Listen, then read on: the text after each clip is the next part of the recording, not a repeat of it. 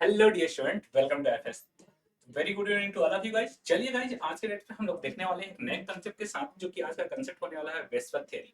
जो कि हमारा वेस्पर थ्योरी बहुत ही इंपॉर्टेंट है और यहाँ से आप सबके एग्जाम में जब भी देखते हैं कि बॉन्ड एंगल से कंपेयर करना होता है तो वेस्पर थ्योरी हमारा बहुत ही इंपॉर्टेंट रोल प्ले करता है।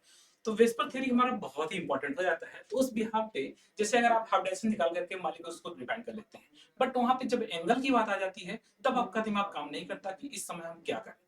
तो आज हम उस बात पे बात करेंगे और आपको एकदम पूरे कंसेप्ट के साथ बात करेंगे। तो चलिए गाइस, हमारे साथ 10 से 15 मिनट का टाइम दीजिए और आज के डेट में हम पूरा कंसेप्ट पे बात करने वाले हैं, वेस्पर थ्योरी। तो चलिए, वेस्पर थ्योरी क्या होता है कि जैसा कि आप सब नाम जानते हैं, valence shell electron pair repulsion theory. ये हमारा क्या है? Valence shell electron pair repulsion theory है। Valence shell electron pair repulsion theory.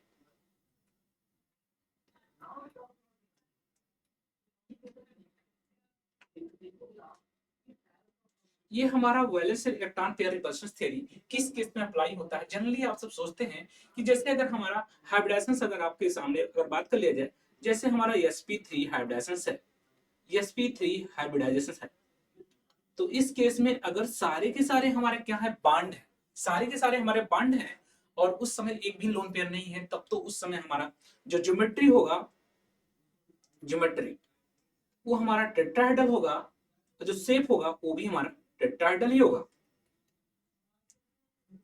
Tetrahedral. ये बात कब कर रहे हैं? जब हमारा उस समय बॉन्ड पेयर ही हो ओनली। कहने का मतलब है बॉन्ड पेयर ही केवल प्रेजेंट हो। बॉन्ड पेयर कहने का मतलब क्या है? Bond pair present only, present only. यानी जब भी बॉन्ड पेयर प्रेजेंट होगा उस समय हमारा ज्योमेट्री और शेप जो होगा हमारा सेम होगा। ज्योमेट्री और शेप हमारा सेम होगा। यानी जब हमारा केवल बॉन्ड पेयर प्रेजेंट हो, उसमें एक भी लोन पेयर ना हो, तो उस केस में हमारा valence shell electron pair repulsion theory apply नहीं होता है।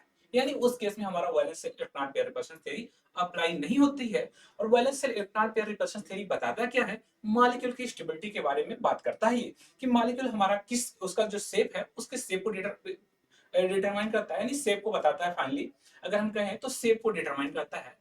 तो हम ये कह सकते हैं कि जैसे अगर हमारा ज्योमेट्री और शेप दोनों सेम है in case of bond pair only, जैसे हमारे पास CH4 मॉलिक्यूल है, तो इस केस में हमारा ये मॉलिक्यूल टेट्राहेड्रल शेप है। आप सबको पता है ये टेट्राहेड्रल है और इस समय इसका शेप सेम है। जो भी हमारा ज्योमेट्री होगा वही हमारा शेप होगा।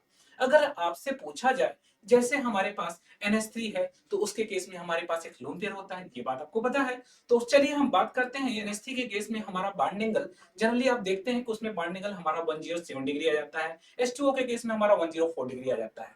तो ऐसा क्यों आता है और उसके साथ साथ हम उसके फुल एक्सप्लेनेशन पे बात करेंगे।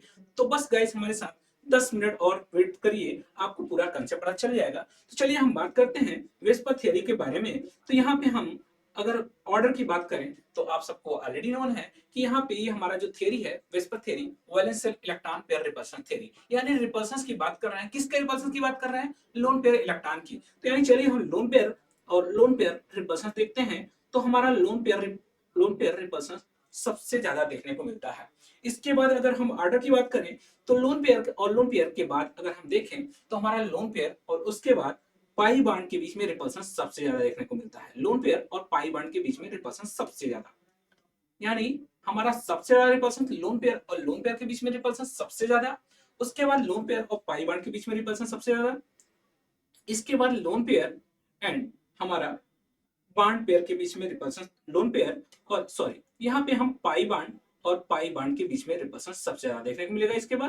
इसके बाद जो होगा हमारा, इसके बाद हमें देखने को मिलेगा लोन पेयर और बांड पेयर के बीच में रिपल्शन, लोन पेयर और बांड पेयर के बीच में रिपल्शन, लोन पेयर और बांड पेयर के बीच में रिपल्शन। और अगर इसके बाद अगर हम बात करें तो हमारा पाई बांड और बांड पेयर के बीच में रिपल्शन देखने को मिलेगा। पाई बांड एंड बांड पेयर के बीच में रिपल्शन देखने को मिलेगा। बांड पेयर के बीच में रिपल्शन। तो इस तरीके से हमें ओवरऑल बांड पेयर के बीच में रिपल्शन देखने को मिलेगा। इसी तरीके से हमारे पास बांड पेयर और बांड पेयर के बीच में रिपल्शन देखने को मिलेगा। यानी ये ओवरऑल इतने टाइप के हमें रिपल्शंस देखने को मिलते हैं इनके साथ मॉलिक्यूल। अगर ये रिपल्शंस हो रहा है, यानी हम ये कह सकते हैं कि लोन पेयर जो होता है हमारा वो काफी थिक होता है। ये हमारा क्या होता है? थिक होता है। लोन पेयर हमारा थिक होता है एंड बॉन्ड पेयर जो होता है हमारा थिन होता है। ये हमारा थिन होता है। लोन पेयर जो है हमारा थिक है और बॉन्ड पेयर हमारा थिन है। यानी लोन पेयर काफी मोटा भारी भरकम है और जो हमारा बॉन्ड पेयर है वो काफी पतला यानी कमजोर सा है जिसको पैरालिसिस टाइप का हो गया है। तो इस तरीके से आप एज्यूम कर सकते हैं। चलिए अब हम मॉलिक्यूल के बारे में बात करते हैं कि किस टाइप के मॉलिक्यूल में अगर आप देखना चाहें तो जैसे आप सब देखते हैं क्या कि NH3 मॉलिक्यूल है। NH3 के केस में हमारा हाइड्रोजन आप सब निकाल लेते हैं और इसका हाइड्रोजन sp3 होता है और इसी तरीके से H2O मॉलिक्यूल है, इसका भी हमारा हाइड्रोजन sp3 है। दोनों केस में आपको हाइड्रोजन ऑलरेडी नोन है। चलिए हम मॉलिक्यूल बना लेते हैं टेट्राहेड्रल ज्योमेट्री और यहाँ पे एक लोन पेयर है और इसमें एक हाइड्रोजन है और यहाँ पे एक हाइड्रोजन है और इसी तरीके से वाटर मॉलिक्यूल है। तो वाटर मॉलिक्यूल में आप सबके पास दो लोन पेयर है, दो लोन पेयर है। अब आप सबके माइंड में ये बात हो रहा होगा कि इसके बीच में बॉन्ड एंगल क्या होगा। तो इसके बीच में बॉन्ड एंगल जैसा कि मैंने बताया जो लोन पेयर होता है वो काफी थिक होता है। थिक होने का मतलब है कि ये जो है बॉन्ड के बीच में इलेक्ट्रॉन होंगे, इस बॉन्ड के बीच में इलेक्ट्रॉन होंगे यानी बॉन्ड पेयर इलेक्ट्रॉन ये है हमारा, ये लोन पेयर इलेक्ट्रॉन है जो हमने ब्लैक सर्किल किया, ये हमारा लोन पेयर इलेक्ट्रॉन है। अब ये अगर हमारा काफी मोटा ताजा है, अगर हम मोटा ताजा करने का मतलब करें कि कुछ इस तरीके से है, ये अपना स्पेस ले रहा है। जब स्पेस लेगा तो यानी ये इसके बीच में रिपल्सन होगा और रिपल्सन होगा तो हमारा यहाँ पे बॉन्ड एंगल इंक्रीज करेगा, यानी यहाँ पे बॉन्ड एंगल इंक्रीज करेगा। बट इसके इन दोनों एटम के बीच में बॉन्ड और बॉन्ड दो हाइड्रोजन के बीच में हमारा जो बॉन्ड एंगल देखने को मिलेगा ये डिक्रीज करेगा। होना चाहिए था हमारा CH4 मॉलिक्यूल में जैसे हमारा बॉन्ड एंगल होता है 109 डिग्री, 109 डिग्री बॉन्ड एंगल होता है। ये बात सबको पता है, नॉर्मल टेट्राहेड्रल बॉन्ड एंगल होना चाहिए था इतना, बट ये रिपल्सन आने की वजह से लोन पेयर और बॉन्ड पेयर रिपल्सन हमारा कहाँ पे है, लोन पेयर और बॉन्ड पेयर रिपल्सन की वजह से हमें देखने को मिला यहाँ पे बॉन्ड एंगल में थोड़ा सा डिक्रीज करेगा और डिक्रीज करके 170 डिग्री देखने को मिलता है। अगर हम इसी तरीके से बात करें वाटर के केस में, वाटर केस में हमारे पास दो लोन पेयर है, यानी हमारा जो होगा इसके बीच में काफी मोटे मोटे हैं, ये मोटे मोटे होने की वजह से रिपल्सन ज्यादा होगा और रिपल्सन ज्यादा होगा तो ये आपस में ये दोनों हाइड्रोजन एटम को और भी क्लोज में पुश करेंगे और पुश करने की वजह से हमारा ये जो हाइड्रोजन था ये और क्लोज में आ जाएंगे। तो ये हमारा कुछ इस तरीके से हो जाएंगे, यहाँ पे हो जाएंगे और अब ये बॉन्ड एंगल हमारा 104 डिग्री देखने को मिलता है, 104 डिग्री बॉन्ड एंगल देखने को मिलता है। तो यानी इस तरीके से आप बात कर सकते हैं यहाँ पे बॉन्ड एंगल कितना हमारा ओवरऑल देखने को मिल रहा है कि लोन पेयर और बॉन्ड पेयर रिपल्सन की वजह से हमारा जो देखने को मिल रहा है यहाँ पे हमारा बॉन्ड एंगल जो है डिक्रीज कर रहा है, बॉन्ड एंगल हमारा डिक्रीज कर रहा है। तो इस तरीके से हम बात करते हैं। इसी तरीके से हम कुछ और केसेस लेते हैं, जैसे हमने ले लिया डिफरेंट केसेस जो कि हमारे पास है। सपोज दैट PCl3 मॉलिक्यूल है, PBr3 है एंड PI3 है। अब इस केस में आपसे पूछा जाए तो इस केस में सारे केसेस सेम है, यानी यहाँ पे एक लोन पेयर होगा और 3 क्लोरीन एटम होगा, ये हमने 3 क्लोरीन एटम लगा दिया। इसी तरीके से यहाँ पे मैंने लगा दिया Br एंड यहाँ पे भी Br लगा दिया, यहाँ पे भी हमने Br लगा दिया। इसी तरीके से PI3 है तो यहाँ पे भी मैंने आयोडीन लगा दिया और यहाँ पे भी मैंने आयोडीन लगा दिया। अब इस केस में अगर आपसे पूछा जाए, अब तो कंफ्यूजन क्रिएट होगा क्योंकि आप सबको पता है कि फास्फोरस हमारा सेंट्रल एटम है और सराउंडिंग एटम हमारा क्या दिख रहा है, सराउंडिंग एटम हमारा डिफरेंट दिख रहा है। इस केस में हमारा बाकी सारा कंडीशन हमारा सेम है, हमारे लोन पेयर भी सेम है। अब ऐसे केस में अगर आपसे पूछा जाए कि इसमें बॉन्ड एंगल का क्या देखने को मिलेगा, अगर आप सबसे बॉन्ड एंगल पूछा जाए कि हमारा कहाँ पे, हम बॉन्ड एंगल पूछ लेते हैं इस जगह पे, इसका बॉन्ड एंगल क्या होगा, इसका बॉन्ड एंगल क्या होगा, इसका बॉन्ड एंगल क्या होगा। ऐसे केस में आपको जब अप्लाई करना है तो आपका सेम वही कंसेप्ट अप्लाई करना है, lone pair bond pair repulsion. But यहाँ पे अब हमारा लोन पेयर भी सेम है, इसमें भी सेम है, यहाँ पे भी एक ही लोन पेयर है, यहाँ पे भी एक ही लोन पेयर है, यानी हमारा ये तो इफेक्ट नहीं दिखाने वाला है। अब बचा क्या, हमारे पास सेंट्रल एटम भी सेम है, सेंट्रल एटम भी सेम। अब हमारे पास बचा केवल सराउंडिंग एटम। सराउंडिंग एटम हमारा जो है इसको डिफाइन करेगा कि हमारा उसमें बॉन्ड एंगल क्या देखने को मिलेगा। सराउंडिंग एटम में आप सब देख पा रहे हैं कि यहाँ पे क्लोरीन एटम जो है, आपको पता है कि फ्लोरीन की साइज इतनी बड़ी है, क्लोरीन की साइज थोड़ी सी और बड़ी होती है, ब्रोमीन की साइज और बड़ी होती है और इसी तरीके से आयोडीन की साइज लार्जर होती है। इस तरीके से लार्जर साइज होते चला जा रहा है, यानी हमारा इसकी साइज लार्जर है तो इसकी साइज लार्जर है तो इसकी साइज लार्जर है, जब साइज लार्जर होता होगा तो इसके बीच में ऑलरेडी रिपल्सन्स होगा, और रिपल्सन्स होगा तो हमारा क्या होगा, बॉन्ड एंगल हमारा इंक्रीज करेगा या डिक्रीज करेगा, आप खुद ही बताइए। यानी हमारा जैसे जैसे साइज इंक्रीज कर रहा है, यहाँ पे साइज डिक्रीज कर रहा है इसका ब्रोमीन का इन कंपेयर टू आयोडीन, तो इसके केस में हमारा उतना ज्यादा रिपल्सन नहीं होगा। ये स्मॉलर साइज है, ये स्मॉलर साइज है, तो उतना ज्यादा इसमें रिपल्सन नहीं होगा। अगर दो भारी भरकम वाले एटम है उनके बीच में ऑलरेडी रिपल्सन होगा, क्योंकि इलेक्ट्रॉन डेंसिटी होगी तो ऑलरेडी साइज बहुत बड़ी है तो उनको ज्यादा जगह चाहिए, तो उनके बीच में ऑलरेडी रिपल्सन होगा। रिपल्सन होने से हमारा बॉन्ड एंगल इंक्रीज करेगा। बट इन केस ऑफ पीबीआर3 के केस में हमारा उतना बड़ा साइज नहीं है ब्रोमीन का जितना बड़ा आयोडीन का साइज था, और इसी तरीके से क्लोरीन के केस में क्लोरीन की साइज और छोटी है, तो इस केस में हमारा बॉन्ड एंगल और कम होगा। तो इस तरीके से अगर हम बात करें तो इसका जो बॉन्ड एंगल देखने को मिलता है इसमें 100 डिग्री देखने को मिलता है।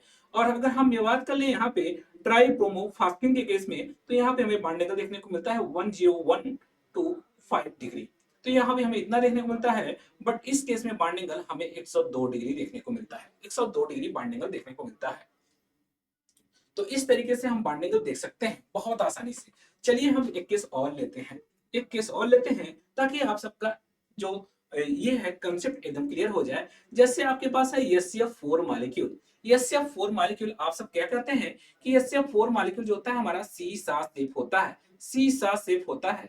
एक्चुअल में आप सब ऐसे स्ट्रक्चर बनाते हैं, बट यहाँ पे आप सब हमेशा ये कंफ्यूज रहते हैं कि यहाँ से अगर हम पूछ लें कि अगर हम इसका बॉन्ड एंगल पूछ लें तो आप सब कंफ्यूज रहते हैं कि इसका बॉन्ड एंगल क्या होगा। आपको दिखता कुछ है बट होता कुछ है, यहाँ पे दिखता कुछ है बट होता कुछ है। इसका बॉन्ड एंगल अगर आप सबसे पूछें तो यानी हमारा, अब ये आपको लोन पेयर के हिसाब से तो दिख रहा होगा 90 डिग्री, बट ये 90 डिग्री एंगल में नहीं है। ये हमारा अगर इस केस की भी बात करें, यानी अगर हम यहाँ से यहाँ तक का बॉन्ड एंगल बात पूछें आपसे, तो दिखने में तो आपको ये दिख रहा है कि 90 डिग्री एंगल पे हमारा लोन पेयर होगा कुछ इस तरीके से, बट एक्चुअल में ऐसा है नहीं।